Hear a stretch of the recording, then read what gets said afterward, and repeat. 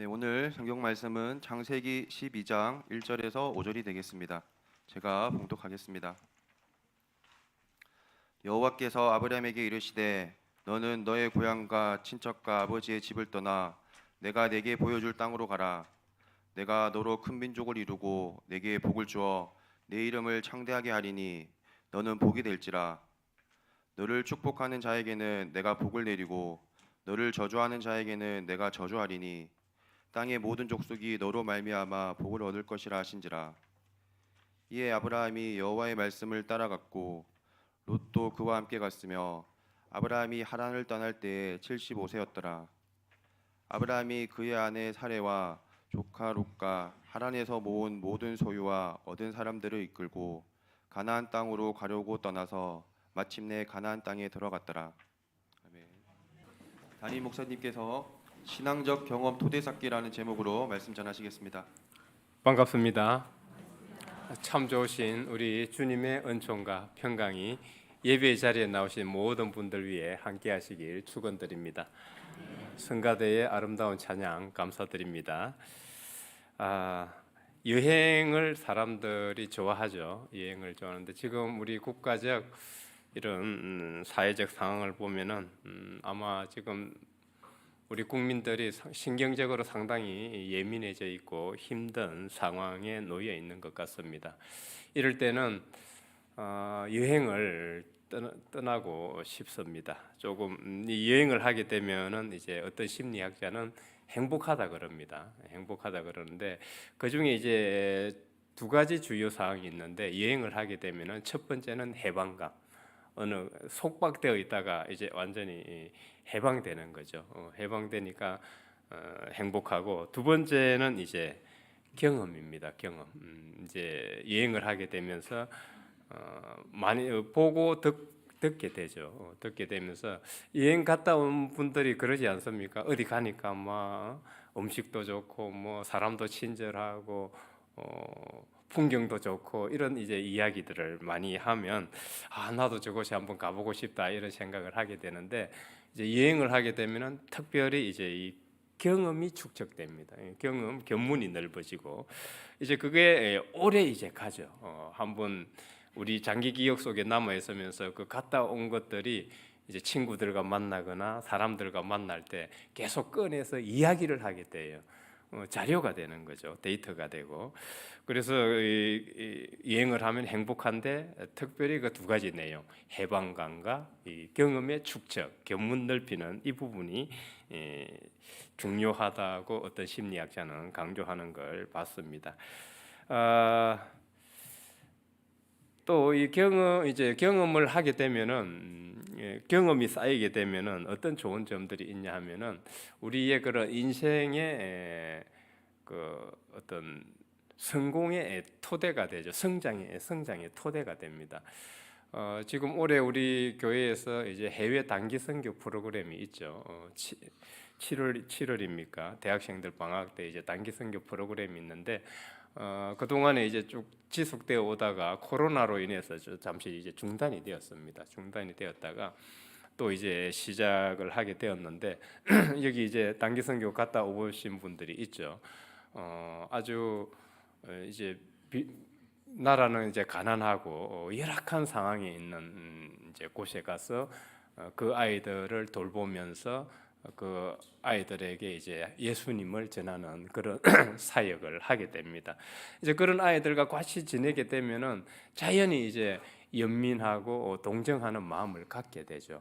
왜냐하면 너무 이제 열악한 상황에서 힘들게 살아가니까 그럼 자연히 이제 그런 마음이 연민의 감정이 들면서 그들을 위해서 이제 기도를 해주게 됩니다. 평상시 교회 다니면서 기도 잘 안 하다가 그곳에 가면 자기도 모르게 그냥 자연히 이제 기도를 하게 됩니다. 그 아이들을 위해서. 그러면서 동시에 이제 자기를 돌아보게 되죠.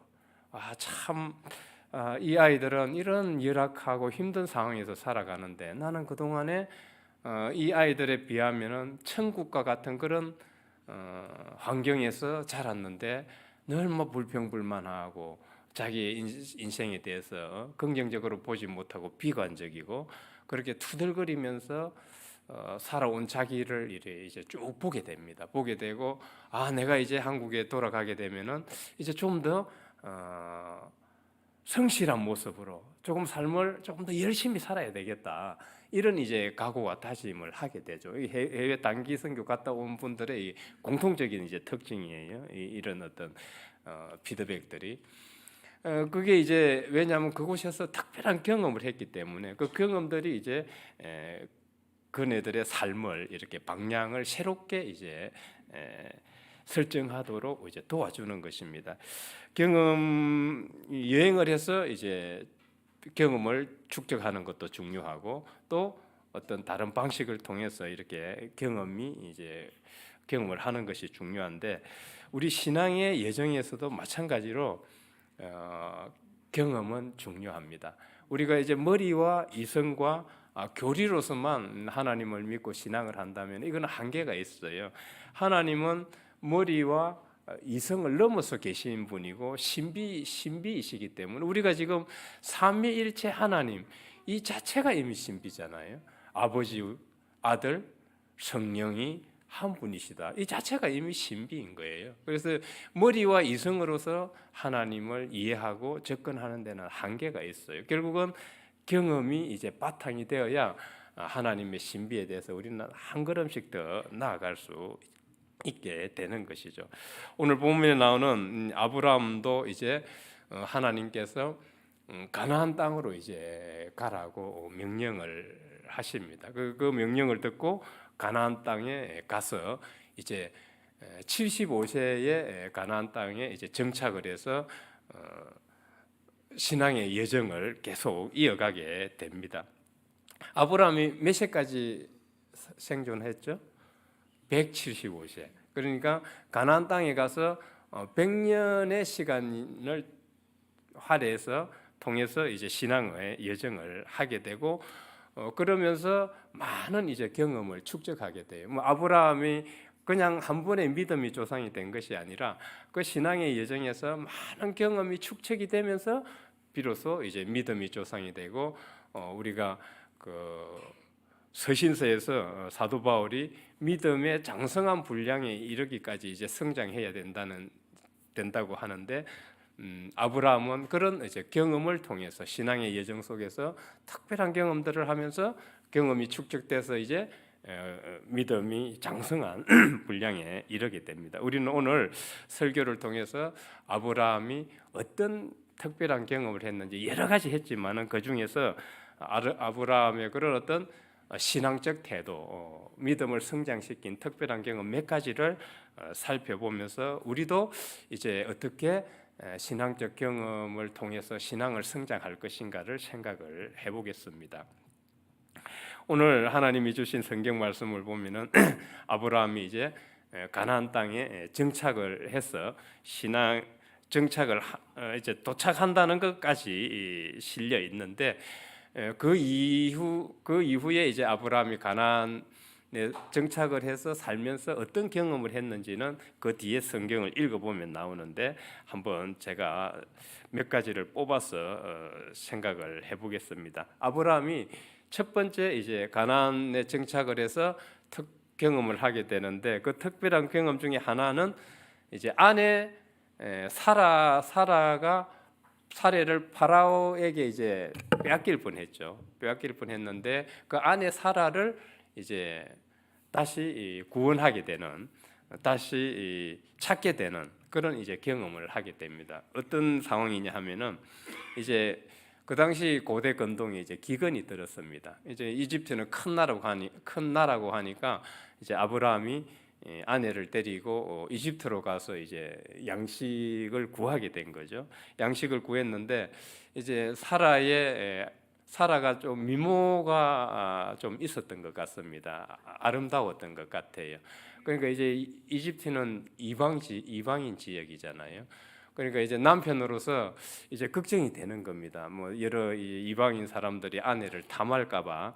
그래서 이런저런 여러 가지 이제 걱정 끝에 아브라함이 생각해낸 것이 이제 사라에게 만일에 옆에 사람들이 물어보면 사람 만나는 사람 물어보면은 내 누이라고 해라 이렇게 이제 당부를 하게 됩니다. 그래서 이제 아브라함의 짐작대로 이집트에 갔더니 사람들이 그 사라의 이제 아름다움에 반하게 되죠. 그래서 이제 그 사라를 데리고 파라오가 살던 그 이집트 왕의 궁으로 이제 데리고 가게 됩니다. 파라오도 사라의 미모에 이제 반해버린 거예요. 반해서 이제 잘 됐지. 옆에 있는 남자는 이제 오빠라 그러니까 얼마나 잘 됐어요. 이제 자기 아내를 삼으려고 아브라함은 이제 처남이 되는 거죠. 지금으로 치면 우리가 말하기로는 처남한테 이제 뭐 낙타, 뭐 소, 양 해서 막 노비해서 이제 많은 선물들을 주면서 후대해주고 이제 그 사라를 아내로 삼으려고 합니다. 삼으려고 하는데 아브라함의 입장에서는 어땠겠어요? 참으로 벙어리 냉가슴 앓는 거죠. 아이고 이 선물이 이게 기쁘지가 않은 거죠. 지금 아내를 이제 파라오에게 빼앗기는 그런 상황입니다. 그럼 지금은 어떻게 말을 바꿔야 할까요? 내가 우리 누이라고 소개했는데 내가 했던 말은 거짓말입니다. 거짓말이고 우리 아내입니다. 이렇게 했을 때 그 당시 사회적 상황에서 또 이방인 지역이고 이집트 왕 앞에서 그런 장난을 치면은 아마 생존하기가 쉽지는 않았을 것 같아요. 벙어리 냉가슴 앓고 있었는데 오늘 성경을 읽어보면 하나님께서 아브라함에게 가나안 땅으로 가라 그러면서 복을 주시죠. 복을 주시면서 너를 이제 축복하는 자는 내가 복을 줄 것이고 너를 저주하는 자는 내가 저주를 하겠다. 이 약속을 하시죠. 하나님께서 그 상황을 보시고 이제 파라오의 지배안에 재앙을 내립니다. 재앙을 내리니까 이제 파라오가 정신이 번쩍 드는 거죠. 이거 지금 뭔가 잘못됐다. 그러니까 왜 이제 재앙을 받았는지 알게 되는 거죠. 알고 보니까 그 자기가 취하려고 했던 사라가 바로 아브라함의 아내였던 것입니다. 그래서 이제 파라오가 아브라함에게 볼멘 소리를 하죠. 어떻게 그럴 수가 있냐 말을 안 하고. 그래서 그 이제 하나님으로부터 혼이 나가지고 이제 원래 상태로 다시 얼른 제자리로 돌려놓게 됩니다. 그렇게 해서 이제 하나님의 도우심으로 아브라함은 빼앗기려고 했던 아내를 다시 이렇게 찾게 되고 이제 많은 선물을 받고 다시 이스라엘로 돌아오게 됩니다. 이때 아브라함과 사라는 아마 하나님께서 가나안으로 떠나라고 했을 때 그 약속하셨던 그 말씀이 지금 이 순간 이루어지고 신실하신 하나님의 약속이 지켜지는 것을 분명히 깨달았을 것입니다. 그렇게 해서 이런 이제 신앙적 경험들이 하나 둘씩 하나님의 약속, 하나님의 도우심 이런 이제 신앙적 경험들이 아브라함에게 하나 둘씩 쌓이면서 아브라함의 그 신앙이 하나님과 더 이제 깊은 관계 속으로 들어가게 되는 것입니다. 사실 아브라함과 사라가 겪는 이런 경험은 똑같지는 않더라도 사실상 우리가 신앙생활을 하면서 유사한 경험을 우리도 하고 있어요. 어떤 분들은 지금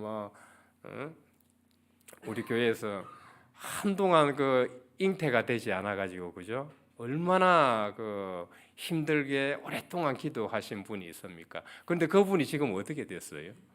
그죠? 그분이 그렇게 오랫동안 잉태가 안 돼서 그렇게 막 벙어리 냉가슴 앓고 힘들게 살다가 그냥 지금은 이제 쑥쑥 그죠? 지금 쑥쑥 지금 이제 셋을 갖게 됐죠. 이번 작년에 쌍둥이를 낳았습니다. 이런 일이 있고 그러면서 이제 그분은 그런 경험, 신앙적 경험을 통해서 이제 하나님과 더 깊은 관계 속으로 들어가게 되는 거예요. 그런 경험이 이제 우리 장기 기억 속에 저장이 되면서 이제 하나님 살아계신 하나님이 늘 우리 삶에 개입하고 계신다는 것을 깨닫게 되는 거죠. 이게 신앙이라는 것이 머리와 이성으로만 안 돼요. 교리만 가지고는 안 돼요. 그거는 그야말로 이론에 불과해요. 우리가 신앙생활을 하는데 어느 정도 가이드라인만 잡아줄 뿐이죠. 가이드라인만. 그렇지만은 하나님의 살아계신 하나님의 그 신비 속으로 살아계신 하나님이 늘 우리의 삶에 개입하고 계신다는 이 자체는 깨닫지는 못하는 거죠. 이제 그런 경험을 하신 분들은 신앙이 흔들리지가 않아요. 그래서 신앙적 경험이 필요합니다. 우리가 사실상 우리가 아브라함과 사라가 겪는 그런 경험은 똑같지 않더라도 우리가 유사한 경험을 또 하고 있습니다. 질병 가운데서 또 진로 문제로 뭐 경제적 문제로 힘든 상황에서 시간적인 문제지 하나님께 기도하고 매달리면은 어느 순간 또 해결되어 있는 것을 보게 됩니다. 저도 이제 뭐 우리 가급적이면 우리 얘기는 잘 안 하고 싶은데 우리 그 박 전도사님도 몇 년 전에 그냥 한 번에 쓰러져 가지고 그때 제가 토요일 날 설교 준비를 하고 있었는데 쓰러져 가지고 이제 난리가 났던 일이 있었는데 병원에 갔더니 뭐 그 응급실에 응급 의사입니까? 담당 의사가 하는 말이 거의 뭐 이제 반신불수되거나 뭐 이제 이런 얘기를 하는 거예요. 생존 확률은 뭐 몇 프로밖에 안 되고 그러는데 이제 머리가 뭐 하얘지는 거예요. 하얘지는 건데 그러면서 그런 생각을 했어요. 이거는 뭐 우리가 머리와 이성으로 계산해서는 해결될 문제가 아니구나. 이건 전적으로 그냥 하나님께 맡기고 뭐 좀 더 생존을 해서 하나님 일을 해야 될 것이면 하나님께서 살려주실 것이고 뭐 더 이상 이제 여기서 자기가 할 일을 다 했으면 하나님이 데려가실 것이고 이제 그렇게 이제 그런 마음으로 이제 기도를 했었죠. 그런데 나중에 뭐 이제 하나님께서 살려 주셨는데 기적처럼 그 의사가 기적이라 그랬어요. 기적처럼 살려 주셨는데 그 이제 뭐 살아서 생존해서 뭐 더 해야 될 일이 있는 거죠. 더 해야 될 일이 있다고 저는 생각을 하는데 이런 이제 경험을 하게 되면은 이제 신앙이 탁 이제 비온 뒤에 땅이 굳듯이 더 굳어지는 거예요. 흔들리지가 않는 거죠. 살아계신 하나님께서 늘 우리 삶에 개입하고 계신다는 것을 이제 깨닫기 때문에 어떤 상황이 와도 잘 흔들리지 않게 됩니다. 그래서 우리는 신앙생활을 하면서 내가 이제 이 신앙적 경험을 하는 것이 대단히 중요한데 아브라함과 사라는 이제 가나안 땅에 와서 하나님께서 약속하신 그 경험을 하게 되면서 이제 하나님과 더 깊은 관계 속으로 들어가게 되는 거죠. 두 번째 이제 아브라함이 특별하게 경험을 했던 두 번째 이야기는 바로 아내 사라가 90살이 다 돼서 잉태를 하게 되고 아들을 낳게 되는 거죠. 하나님께서 아브라함에게 나타나셔가지고 너 이제 아내 사라가 내년 이맘때쯤 이제 아들을 낳을 것이다. 그러니까 아브라함이 어땠겠어요? 이거 성경에 나와요. 아브라함이 속으로 뭐 어떻게 해요? 비웃지. 코드숨을 치는 거예요. 사실상 그렇잖아요. 지금 우리 여기 70세 이상 장년부가 많이 계셔요. 잉태했다 그러면 여러분 믿겠어요? 하나님이 나타나서 잉태했습니다 그러면은 머리와 이성으로는 이거는 도저히 이해를 할 수가 없고 받아들일 수가 없잖아요. 그런 상황이었다고 보면 돼. 정상적인 사람이라면은 코드숨을 칠 수밖에 없죠. 의학적으로, 과학적으로, 생리학적으로 이건 도무지 뭐 있을 수 없는 일이니까. 그런데 하나님의 신비는 그렇지 않더라는 거예요. 그래서 하나님은 참 또 직구재신 분이신 것 같아요.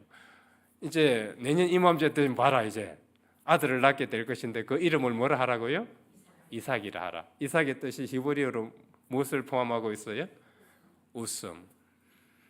그러면은 아브라함과 사라가 아들 이삭을 놓고 나서 이삭을 이제 부르게 될 거 아니에요. 이삭 부르게 되면 뭐가 떠올라요? 자기가 하나님을 속으로 코드숨 치고 비웃었던 것을 이제 떠올리게 될 거 아니겠어요? 얼마나 이제 이삭을 보면서 늘 살아계신 하나님을 계속 떠올리게 되는 거예요. 살아계신 하나님이 늘 우리 삶에 개입하고 계시고 하나님은 신실하신 분이구나, 이걸 계속 떠올리게 되는 거예요. 신앙 속에서. 그렇게 하면서 이제 우리와 같죠. 머리와 이성의 신앙이 가슴과 영혼의 신앙으로 재구조화가 되는 거예요. 재구조화가. 이런 특별한 경험들을 통해서 하나님과 이제 그 관계가 더 이제 깊은 관계 속으로 들어가고 하나님의 신비를 더 깊이 깨달아가게 되는 거죠. 이게 이제 두 번째고, 그래서 이 두 번째 경우는 아브라함의 신앙이 이제 머리와 이성의 신앙에서 가슴과 영혼의 신앙으로 패러다임이 전환됐다. 우리는 이렇게 볼 수 있습니다. 토마스 쿤이라는 과학자가 있었죠. 그 과학자가 패러다임이란 말을 최초로 사용했습니다. 이 토마스 쿤은 말한 이 패러다임은 이제 과학이 기존에 증명된 것들 바탕으로 이제 그 가설을 세우죠. 가설을 세우고 그 가설을 또 이렇게 실험과 연구를 거듭하면서 이제 새로운 것을 증명해냅니다. 그러면은 과거에 이제 있었던 그 과학적 이론들을 이제 넘어서 새로운 과학적 이론으로 나아가게 되는데 이 전환되는 것을 이제 패러다임이 전환됐다. 이렇게 이제 토마스 쿤이 말했는데, 예를 들면은 과거에 오래전에 중세 시대 때는 지구가 돌았어요, 태양이 돌았어요? 중세 시대 때는 지구는 중심이고 지구 주위로 태양이 돈 거예요. 이게 진리였어요. 그런데 그 코페르니쿠스가 나타나면서 패러다임이 전환이 된 거예요. 그때 천동설에서 지동설로 바뀌게 되는 거죠. 이런 이제 형태를 패러다임이 바뀌었다, 전환됐다고 하는데, 아브라함과 사라가 이런 어떤 이제 도저히 과학적, 생리학적, 의학적으로 이해할 수 없는 그런 하나님의 신비를 체험하게 되면서 머리와 이성의 신앙이 가슴과 영혼의 신앙으로 패러다임이 전환되게 된 것입니다. 세 번째는 역시 이삭과 관련된 이제 특별한 경험인데, 이제 어렵게 사라가 90살 때 아브라함이 100세 때 아들 이삭을 줘놓고 줄 때는 언제시고 또 뺏어갈 때는 번제로 바치라. 참으로 하나님은 직구전 분이시고 가혹하신 분이신 것 같아요. 이 아브라함의 입장에서 보면은, 아브라함은 이제 고뇌와 번민 속에서 이제 하나님의 명령을 수행을 했습니다. 얼마나 힘들었겠어요. 얼마나 힘들었겠어요. 이제 귀하게 100세 때 얻은 아들을 이제 번제로 바치라 그러니까 불살라서 이제 태워야 되는 거 아니겠어요?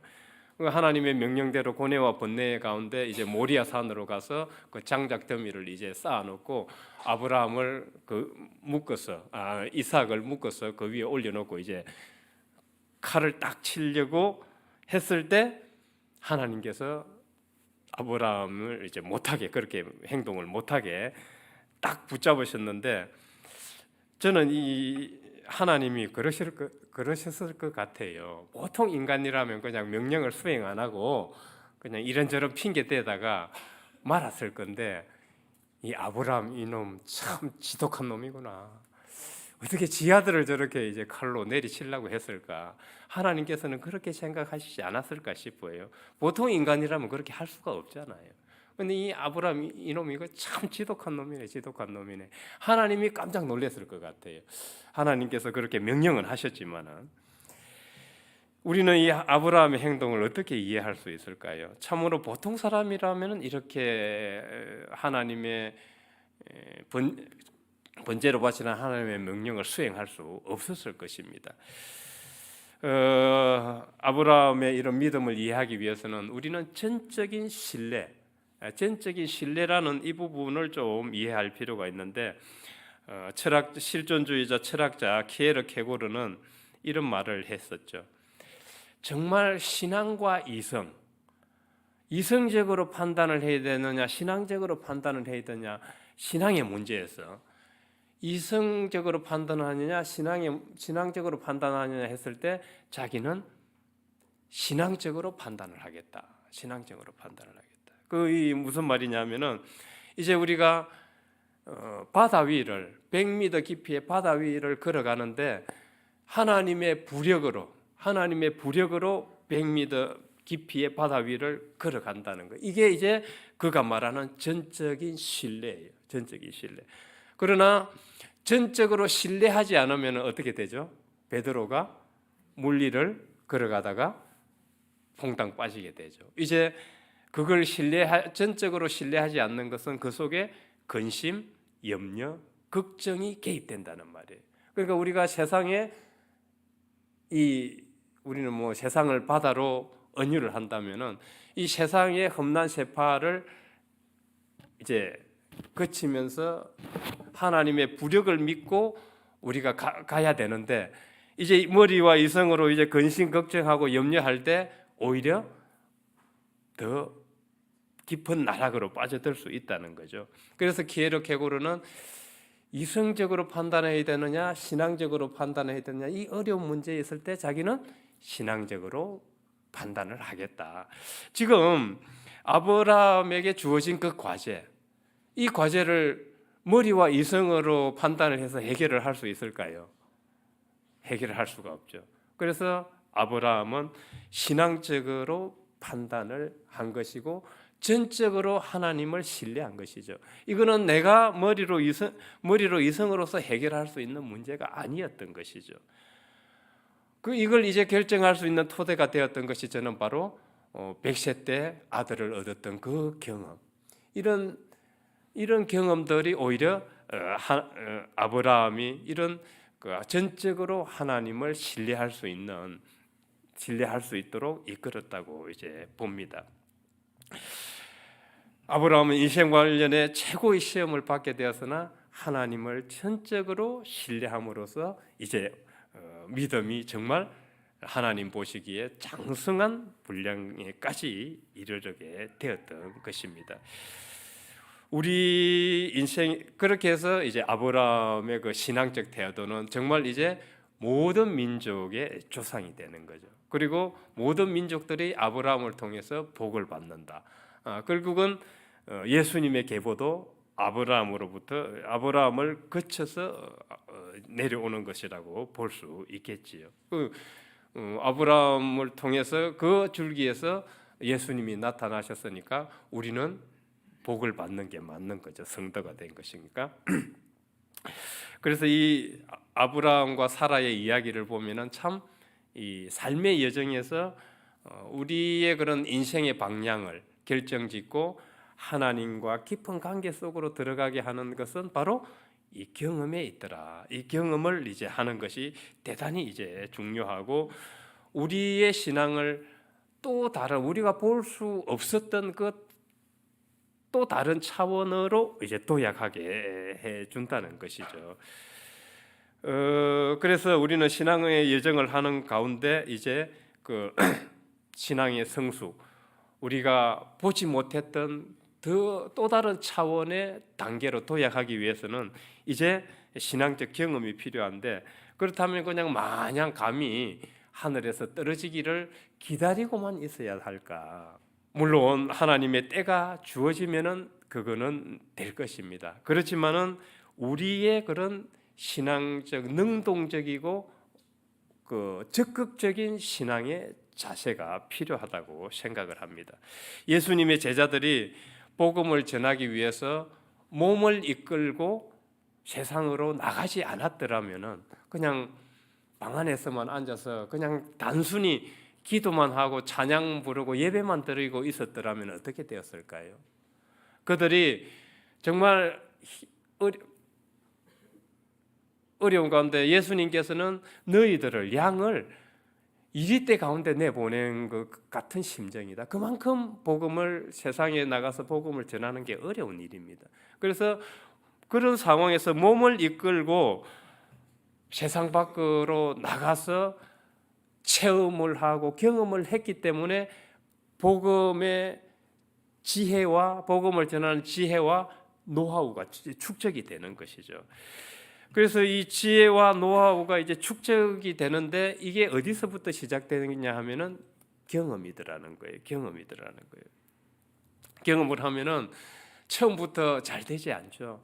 이렇게도 해보고 저렇게도 해보고 우리 찬양 이제 성가대 연습을 하면은 우리 어떻게 지휘자님 처음부터 이렇게 아름다운 찬양이 이루어집니까? 안 되죠. 여러 지금 집에서 어떤 우리 집사님이 그 얘기를 하더라고. 성가대를 해보니까 성가대가 얼마나 많은 시간적 투자를 해야 되고 노력을 해야 되는지 알겠다 그러시더라고. 성가대를 본격적으로 해보니까 지금 주일에 와서 연습을 하고 예배 마치고 연습하는 게 아니라 평상시에 어떻게 해야 돼요? 계속 집에서 찬양을 듣고 혼자 연습하는 시간을 많이 가져야 되는 거예요. 결국은 이 찬양이 하나님 주일 예배 때 하나님께 아름답게 찬양을 드리기 위해서는 우리가 몸을 끌고 나가야 되는 거예요. 몸을 끌고 나가서 몸으로 체험을 하고 경험을 해야 돼요. 이렇게도 해보고 저렇게도. 그렇게 해서 지혜와 노하우가 쌓이면서 피드백을 받게 되죠. 그 방법이 개선이 되고 그렇게 이제 좀 더 새로운 기술로 새로운 방법으로 이제 발전을 해가게 되는 것이죠. 그만큼 이제 경험은 경험한다고 처음부터 이루어지는 것이 아니라 수많은 시행착오를 겪게 된다는 그 속에서 지혜와 노하우가 축적이 되고 더 큰 이제 경험으로 나아가고 이게 이제 우리의 패턴인 것이죠. 그래서 우리는 경험을 잘 하기 위해서 이 몸을 끌고 나가는 능동적 이 적극적 자세가 필요합니다. 그냥 가만히 앉아 있고 머리로만 그냥 생각하고만 있는다고 해서 되는 일은 아니라는 것이죠. 그냥 감히 하늘에서 떨어지게 하나님 신앙적 경험을 하게 해주세요. 이렇게만 해서는 곤란하다는 말입니다. 그래서 우리 올해 또 말씀드리지만은 우리 표가 말씀으로 하나 되자인데 첫 번째 실천 사항이 매일 말씀 묵상하고 나의 삶에 적용하기인데 그냥 이것을 보고 넘어갈 것이 아니라 우리가 요즘 그 성경 깔면은 매일 말씀 묵상하기가 나와요. 그리고 우리 구역장님들이 또 보여줄 겁니다. 안 되면은 성경 한 구절이라도 읽으면서 묵상을 하는 겁니다. 그 묵상을 하고 하나님께서 오늘 이 말씀을 통해서 과연 나에게 어떤 메시지를 주시나를 묵상을 하고 그걸 내 삶에 적용을 해보는 겁니다. 몸을 끌고 나가는 거예요. 몸을 끌고 나가서 경험하고 배우는 거지 그냥만 머리로만 묵상하고 몸을 끌고 나가지 않으면은 우리에게 그 신앙적 경험은 오지 않는다는 것입니다.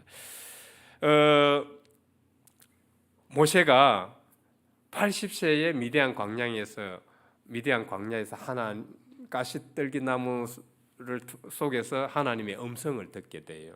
그러면 이집트 왕자에서 미디안 광야로 온 시기가 40살에서 하나님을 만났을 때 80세. 그러면 그 기간이 40년 기간. 이 40년 기간은 상징적으로 하나님과 만나기 위해서 몸을 끌고 미디안 광야로 나가서 배우고 경험한 거예요. 배우고 경험한 시간입니다. 예수님이 40일 동안 금식 기도를 통해서 하나님과 일치하시기 위해서 40일 기도 동안 금식 기도하셨던 것을 우리는 잘 생각을 해야 되고 십자가를 지시기 위해서 몸을 끌고 나가지 않았다면은 제자들이 마가의 다락방에서 오순절날 성령 체험을 할 수 있었을까요? 지금 우리가 성령의 인도로 교회 공동체를 이루고 있었을까요? 그래서 몸을 끌고 실천을 하는 것이 중요하다는 것이고 두 번째는 이제 기도입니다. 기도는 아무리 강조해도 지나치지 않습니다. 우리가 특별한 경험과 신앙적 체험을 하기 위해서는 기도를 해야 돼요. 기도가 왜 중요하냐면은 로마서에 보면은 사도 바울이 우리가 기도할 바를 알지 못하지만은 누가 우리를 대신해서 기도한다고요? 성령이. 우리는 기도할 바를 잘 몰라요. 그런데 성령께서 단식하면서 우리를 위해서 대신 기도해 주시는데 하나님께서는 누구의 기도를 들으신다고요? 성령께서 말할 수 없는 단식으로 우리를 대신해서 하는 그 기도를 하나님께서는 들어주신다는 거예요. 이 말씀을 우리는 조금 더 어느 신학자가 주석을 한 것을 참고해 보면 이렇게 주석을 해요. 이 기도 행위 자체가 그래서 성령의 현현이다 그래요. 성령의 현. 우리가 기도를 하는 그 행위 자체가 성령의 현현이라는 거예요. 여러분들 어떻게 기도 살아가면서 기도하시나요? 기도하기 힘들 때 기도하는 그 행위 자체가 우리의 마음이 하나님께로 향하고 우리의 모든 것이 하나님과 연결되어 있고 하나님께서 내 삶에 개입하신다는 이 신앙적 자세를 가지고 기도에 임할 때 그 기도는 바로 성령의 현현이라 그래요. 그때 성령께서 우리와 함께 하시면서 우리를 대신해서 기도를 해 주신다는 거예요. 이 점을 꼭 잊지 마시기 바랍니다. 그 기도가 여러 가지 방식이 있는데 그 중에 한 가지를 소개하자면 예수 기도라고 있어요. 예수 기도. 예수 기도는 어떻게 하냐면은 일단은 우리는 기도할 때 리스트를 좀 적어 놓죠. 리스트 딱 적어 놓고 1부터 10까지 이거 하나님께 요청을 하며 하나님께서 응답해 주시기를 기도합니다. 잘못됐다고 얘기를 하는 게 아닙니다. 우리는 인간이기 때문에 그럴 수밖에 없어요. 그럴 수밖에 없습니다. 그러나 그것도 하나의 방식이지만은 또 좀 더 성숙한 방식이 있어요. 어떤 방식이냐면은 이제 나의 욕구와 욕망을 내려놓는 겁니다. 근데 이제 리스트 기도는 또 하는 거니까 이제 다른 방식으로 할 필요도 있겠죠. 이 예수 기도는 나의 욕망과 욕구를 내려놓고 조용한 가운데 묵상하듯이 천천히 호흡을 들이쉬고 내뱉으면서 예수 그리스도시여 제게 자비를 베푸소서. 이걸 계속 반복하는 거예요. 이걸 이제 전철 타고 가면서 할 수 있겠죠. 전철 타고 가면서 별 할 일 없잖아요. 그 주변 앞에 있는 사람 핸드폰 뭐 하나 그거 볼 필요도 없잖아요, 그죠? 할 일 없으니까 그 기도를 할 필요가 있어요. 오며 가며 설거지하면서도 가능해요. 설거지하면서도 걸어가면서도 가능하고 장 보면서도 가능해요. 그래서 이 예수 기도를 한 사람들이 특별한 경험을 했다는 보고가 있어요. 막 팔이 아프고 막 다리가 아픈데 이걸 계속 반복해서 기도했더니 팔도 낫고 다리도 낫더라는 거예요. 아픈 것도 낫고 그리고 나의 그 지친 마음과 영혼이 건강해지는 것을 느꼈다고 합니다. 이런 기도를 통해서 특별한 체험을 했다고 해요. 왜? 기도 행위 자체가 그 신학자가 말했듯이 성령의 현현이기 때문에 기도 행위 자체가 성령의 행위이기 때문에 그래서 여러분들이 오늘 이제 신앙적 경험을 하기 위해서 제가 두 가지를 소개해드렸습니다. 하나는 우리가 몸을 이끌고 나가야 돼요. 몸을 이끌고 말씀 묵상을 하고 그걸 실천하는 게 몸을 이끌고 나가는 것이죠. 성가대를 잘하기 위해서 몸을 이끌고 계속 노력하고 연습하는 것이죠. 피아노를 잘 치기 위해서 한 번에 피아노를 잘 치겠습니까? 계속 연습을 해야 되는 거예요. 이게 몸을 이끌고 나가는 작업인 것입니다.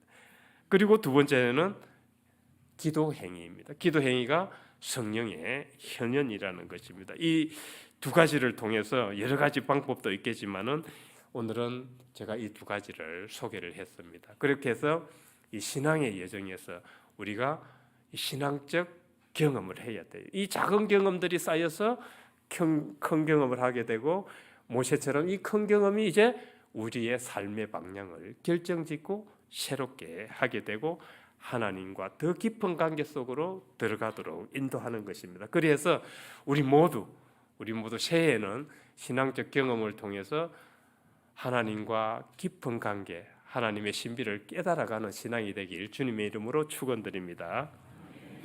하나님 아버지 은혜와 은총을 무한히 감사드립니다. 저희들 그동안 머리와 이성의 그리고 교리의 신앙으로 일관해 왔던 것을 되돌아 봅니다. 이제는 신앙적 경험을 위한 토대를 준비하고 하나님 께서 주시는 그 특별한 경험들을 통해서 하나님과 더 깊은 관계로 들어가고 하나님의 신비를 좀 더 깨닫기 원합니다. 인도하여 주옵소서. 예수 그리스도 이름으로 기도드립니다. 아멘.